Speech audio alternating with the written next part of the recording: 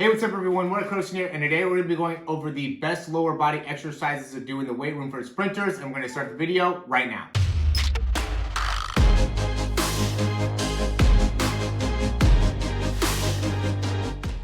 Okay, so I recently got this recommendation to go over all the best workout exercises or training exercises to do in the gym. Some of these are going to be more weight emphasized, some of them are going to be not as much weight emphasized. So first thing that we're going to do here is going to be single leg rear foot elevated split squats. When it comes to squatting, I think that doing single leg squats are going to be better, just because when you're going through the actual squat, when you get to the bottom of the range of motion, a lot of times you end up being in a little bit more of a flex spine position in that lower back, right? And I just like to be able to maintain a little bit more of like a neutral position in the spine or extended position in the spine. I think that transfers over better to sprinting. So I like the rear foot elevated squat more, especially because you could sit down deep into there too and really get a lot of drive. I will say, as you're going through this exercise, make sure that you're not allowing that knee to go too far up over the toe, and also make sure that the knee isn't coming inside too much as you're going through. You're getting plenty of range of motion in the actual movement, and you really want to make that knee go right over like the second, third toe as you're going through the actual movement pattern. Here, if we're going to do squats, I would say we want to be doing something that we're pulling from the ground. I'm doing a trap bar deadlift here. You can do different types of landmine squats and things like that, but trap bar deadlift is a good way to be able to still get the squatting action, right, where you're getting that range of motion and still being able to build up the leg strength. Here's going to be actual deadlifts. I like to do more of like a straight leg deadlift, just because it ends up getting a little bit more just range of motion through the hamstring. I'm all about being able to lengthen the hamstring as you're going through, and I would actually even say to maybe put something behind either the heel or the toe, depending on your kind of range of motion, to be able to add more potential of adding some more range of motion to the actual movement pattern to get more into maybe the lower back, more into the hamstring, depending on what it is that you're trying to work on. Next thing is going to be lunges. I do like weight lunges as well. These ones are going to be more walking lunges, so I'm going to be stepping right into the next step as I go through. You could do these with dumbbells, you could do them with barbells, kettlebells. We could do it where you're just stepping back. You could go walking. We could also go reverse lunges. Step back reverse lunges. There's a lot of different ways to be able to add this variation. I just did walking for this video just because I think that it's an effective way to be able to train. But, again, there's a lot of different ways. Just make sure that when you're landing here, we're controlling the knee. I wanted to be able to show this view where I'm not going and collapsing too far inwards with the foot, and I'm also making sure that I get plenty of forward bend within that knee and maintaining a good extension within that back hip as I'm going through. Next one's going to be step-ups. I really like step-ups. I think these are really beneficial to be able to improve your overall speed. Now, when you're doing these, make sure that, I'd say to really challenge yourself with the weight here. For me, as I'm going through this, I've already worked out a few times today, so I wasn't going to push myself too much, but, what you want to be able to do is at least, 45, 50 pounds, I would say, depending on where you're, how old you are and where you are in your development, but I do think this is going to be that would be a good option for you. Next one's going to be Nordic hamstring curls. So I do these all the time. To me, this is more of like a body weight exercise. This isn't a technically, resistance training exercise, but it also is in a way a resistance training exercise as well. This is also can be, a glute ham raise. It could be another great option for something like this, maybe even a potential like leg curl. There's a lot of different ways that you could do something similar to this exercise, right? So you don't have to do this thing for particular. It is a pretty easy thing to be able to put together, and something that I highly recommend. You have something to do where you can really create a good amount of length and control within that hamstring. You have to be able to do that in order to improve the speed.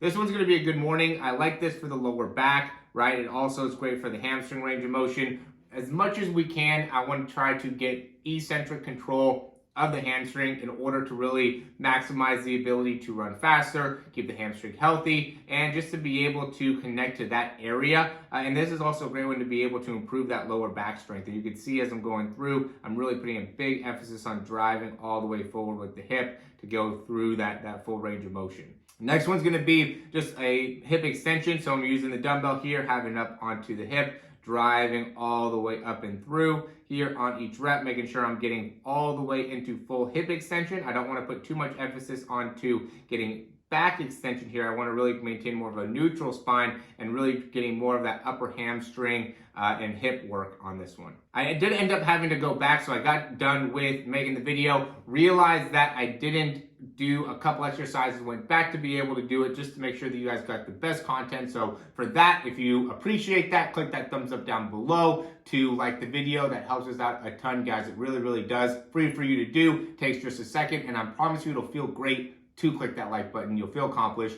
Subscribe to the channel if you haven't already, and if you like the content that we're providing here with the weight workouts, with all the breakdowns, everything to help you get faster, subscribe. Again, that will just help you out, and it is a free thing to be able to do that as well. And then if you have any questions, recommendations, anything like that, leave those down below. And now we'll go back into the knee stability. So I like this one because it maintains a good position in that mid back, forces you to be able to do that, and it's really about controlling the knee. So I don't want to have my knee collapse in at all, or the ankle collapse in at all. I'm not using too much weight here. I think I'm using like 20 pounds on this, 18, 20 pounds. But it's really about just being able to control the knee, and you can also use like 2 dumbbells or something like that in order to do this same exercise.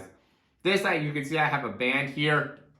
I'm just working on my quad strength, hip flexor strength, and being able to maintain a good extension within that knee, right? So this is a great carryover when it comes to front side mechanics, being able to get that reach out. I do also have the monkey feet. I think that there's a link in the description down below if you want to check that out. And that's a great tool to be able to build up the hip flexors as well. But this is going to be something that I think is a little bit more feasible for most people, just being able to get this band to be able to apply and utilize for building up like the quads and the hip flexors. You could also do, like a knee extension. I don't think that that's as much of a carryover to sprinting as doing something like this, but it still can be effective. I'll also just do this without a band as well. I'll go a little bit higher up. I'll have my knee higher and lift my foot up a little bit higher. Great way to be able to maintain and achieve greater range of motion within the hamstring when I do that.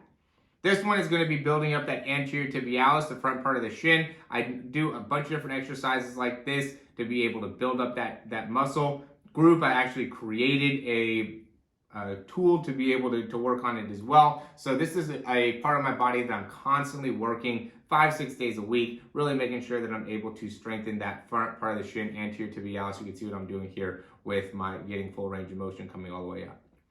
Then I also wanted to add a adductor exercise. I don't think that there's a lot of exercise that we could do from a weight perspective, but this is a great one to be able to do. Again, this is just a body weight exercise. I do this a lot to be able to keep my groin strong, my adductor strong. I think single leg calf raises are super important as well. So you can see as I'm going up here, I'm also trying to really drive my heel in. I recently made a video that really showcased that when sprinters are pushing off, they're getting a slight kind of internal rotation of the foot. So you can see as I'm going down, I'm letting my heel go slightly out to the side. And then as I come up, I'm really trying to drive my heel slightly inwards, push down through that big toe. And even as I'm going down, I'm really trying to work my toe range of motion to be able to achieve plenty of capabilities in achieving the most amount of plantar flexion as I possibly can. And then the last exercise is going to be a broad jump. This is something that again, is not a weightlifting exercise, but I do this all the time. Helps in creating all the extension that I need within my posterior chain, and is really a great plyometric exercise to be able to improve overall power. Again, I don't do as much of a resistance training type of workouts. I do a lot of stuff that more includes jumping and decelerating and controlling and things like that, backpedaling, just because I think that's going to help me out in some of the areas that I'm working on. Not that that's going to help everybody out, but this is something that is the big staple, and I've seen massive improvements within my sprinting by adding this into my program.